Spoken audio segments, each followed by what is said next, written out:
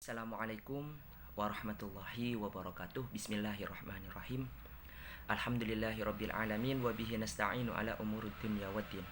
Wassalatu wassalamu ala sayyidina Muhammadin wa ala alihi washabbihi ajma'in, amma ba'du. Pertama-tama marilah kita panjatkan puja dan puji syukur kita atas kehadirat Allah Subhanahu wa taala yang mana berkat rahmat dan hidayahnya kita semua masih diberi kesempatan untuk melaksanakan aktivitas kita masing-masing, meskipun tidak dalam keadaan maksimal karena terkendala yang namanya COVID-19 seperti itu. Namun setidaknya kita masih bisa melaksanakan aktivitas kita dalam keadaan sehat walafiat.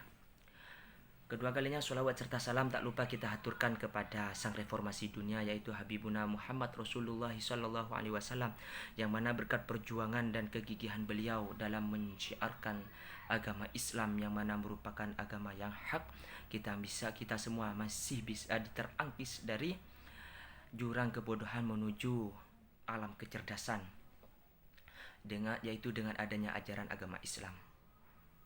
Baik teman-teman yang saya cinta sayangi,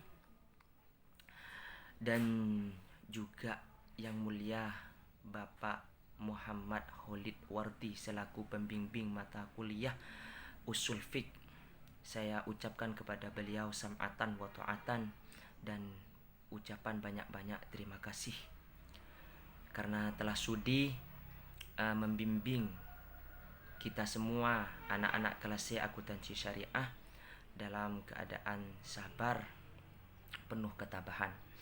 Baik, sebelum saya melanjutkan dengan tujuan saya di sini, sebelumnya perkenalkan, nama saya Mulyadi, Prodi Akuntansi Syariah. Saya dari Desa Badung, Kecamatan Propo, Kabupaten Pamekasan. Seperti itu. Di sini saya akan menjelaskan tentang qiyas. Maka berbicara tentang qiyas, maka kita mengkerucut ke atas tentang yang namanya hukum-hukum nas, seperti halnya Al-Quran, hadis, dan juga ijma. Kalau Al-Quran itu adalah kalamullah yang mana hukumnya di sana sudah qat'i, seperti itu, sudah pasti. Yang kedua berbicara tentang hadis. Hadis itu adalah merupakan kejadian-kejadian yang pernah dilakukan oleh Rasulullah, seperti itu, baik secara aqwal, af'al, seperti itu. Yang ketiga itu tentang ijma, yang mana ijma itu merupakan sebuah kesepakatan ulama, seperti itu. Jadi merupakan ijtihad para ulama sehingga menjadi hukum ijma, seperti itu. Kalau berbicara tentang qiyas, maka di sini adalah saya mendefinisikan secara lughat atau secara bahasa dulu bahwa qiyas itu adalah sebuah pengukur.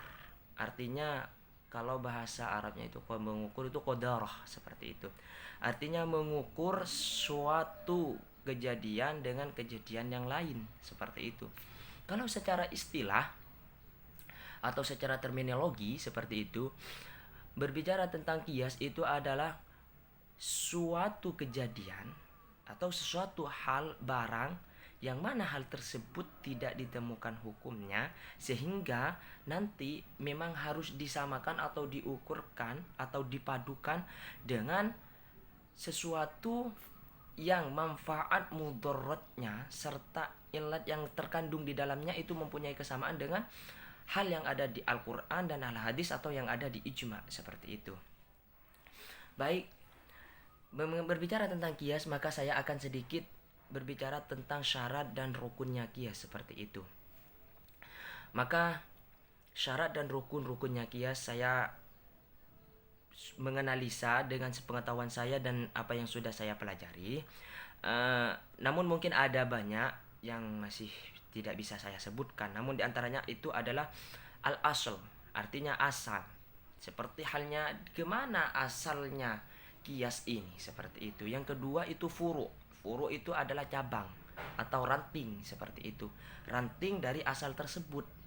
Dan yang ketiga itu adalah hukmul asl. Ada hukum asalnya. Hukum asalnya itu mau dikembalikan kemana, seperti itu. Apa mau dikembalikan ke Al-Quran, apa mau dikembalikan ke hadis, apa mau dikembalikan ke ijma, seperti itu. Dan yang ketiga itu ilat. Ilat itu adalah ada sebuah, artinya ilat itu saya kutip dengan mudarat dan manfaat saja, seperti itu. Artinya mudaratnya atau manfaatnya itu nanti ada perkesamaan antara furu dengan asal seperti itu, sehingga kalau terjadi sehingga untuk membuat hukum asal tersebut kepada hukum furu itu tidak ada pertentangan karena memang ada ilat persamaan yang memang betul-betul sama dan valid seperti itu. Jadi kias itu melewati sebuah analisa dengan ahli akli, artinya ahli pemikir seperti itu, dengan secara menganalisa secara ilat, mudarat dan manfaatnya, sehingga nanti ada kesamaan, dan setelah ada kesamaan yang hak seperti itu maka timbullah hukum qiyas tersebut. Jadi keempat syarat dan keempat rukun tersebut memang harus ada di dalam qiyas seperti itu. Selanjutnya saya akan menjelaskan tentang pembagiannya qiyas seperti itu. Qiyas itu diantaranya ada aulawi. Berbicara tentang qiyas aulawi itu ilat yang ada di furu itu lebih kuat dari ilat yang ada di pada asal tersebut. Itulah qiyas aulawi. Contohnya seperti ini. Qiyas aulawi contohnya itu seperti orang yang berpacaran. Ini saya agak sedikit ke modernan contohnya seperti itu. Tidak ada yang namanya hukum berpacaran itu tertera di dalam Al-Quran, di dalam Al-Hadis itu tidak ada. Cuman maka dengan adanya ilat kesamaan yang mana mudarat dan manfaatnya, dan juga memang terkutip dari ada hukmul asli yang ada di dalam Al-Quran seperti itu, contohnya la taqrabuz zina fa innahu kana fahisyatau wa sa'a sabila seperti itu. Jadi Allah melarang untuk tidak mendekati zina, yang mana kesamaannya berpacaran itu adalah merupakan sesuatu yang memang betul-betul mendekati terhadap zina. Maka ilat yang ada di furu tersebut itu memang lebih kuat dari yang ada di hukum asal tersebut. Contohnya lagi, seperti halnya memukul orang tua. Memukul orang tua itu tidak ada di dalam, tidak ada hukum seperti itu, hukum yang valid. Artinya tidak menerangkan haram hukumnya memukul orang tua, itu memang tidak ada. Cuman seperti ini. Di dalam Al-Quran itu diterangkan wala taqul lahuma uff. Artinya berkata uff saja itu dilarang. Apalagi sampai mau memukul. Maka ilat memukul tersebut itu lebih kuat daripada ilat berkata uff seperti itu. Maka haramlah, artinya tidak bolehlah memukul orang tua dengan disamakan dengan wala taqul lahuma uff. Itu yang dimaksud dengan qiyas aulawi. Yang kedua, lebih cepat, itu seperti qiyas musawi. Qiyas musawi itu ilatnya sama, imbang antara ilat yang ada di furu dengan ilat yang ada di asal tersebut seperti itu. Artinya tidak ada kecenderungan seperti itu. Dan yang ketiga itu ada yang namanya qiyas adnawi seperti itu. Kalau qiyas adnawi itu seperti ini. Qiyas adnawi itu furu'nya, ilat yang ada di furu'nya itu lebih rendah daripada ilat yang ada di asal seperti itu. Contohnya seperti khamar. Khamar itu haram dan juga sudah tertera di dalam Al-Quran. Cuman ada perkara yang memabukkan lagi. Semua perkara yang memabukkan, yang mana tingkat kemabukannya itu lebih rendah daripada khamar seperti itu kan, ilatnya itu lebih rendah daripada mudaratnya, itu lebih rendah, memabukkannya itu lebih rendah daripada khamar tersebut. Tapi itu juga dikiaskan seperti halnya sabu-sabu seperti itu, atau hal yang lain yang bisa memabukkan seperti itu. Maka itu dikiaskan pada khamar, dan di sana karena ilatnya lebih rendah maka disebut dengan ilat adnawi seperti itu. Cuman saya ingin ngasih closing statement seperti itu.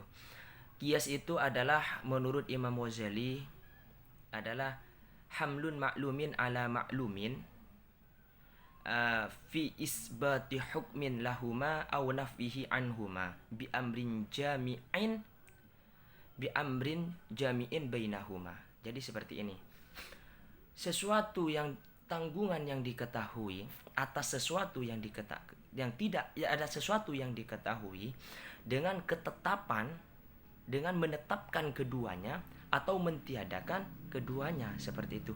Dengan biamrin jami'in bainahuma, dengan adanya satu perkara yang memang betul-betul sama di dalamnya tersebut. Artinya jika perkara tersebut mau ditetapkan, ya ditetapkan. Artinya dua kesamaan tersebut. Dan jika hal tersebut mau tidak ditetapkan, ya jangan ditetapkan. Dan hal tersebut terjadi kalau memang ada di dalamnya biamrin jami'in bainahuma, itu ada satu perkara yang memang berkumpul kesamaannya, ada ilat kesamaan di antara keduanya tersebut, seperti itu. Mungkin hanya ini yang dapat saya sampaikan. Kurang lebihnya mohon maaf. Saya hanya manusia biasa yang tidak lepas dari kesalahan serta kekeliruan, seperti itu. Jadi kalau memang ada kesalahan, itu murni datangnya dari saya pribadi. Tapi kalau memang ada kebenaran, itu murni datangnya dari Allah Subhanahu wa ta'ala. Sekian dari saya. Hadanallah wa iyyakum ila aqwamit thoriq. Assalamualaikum warahmatullahi wabarakatuh.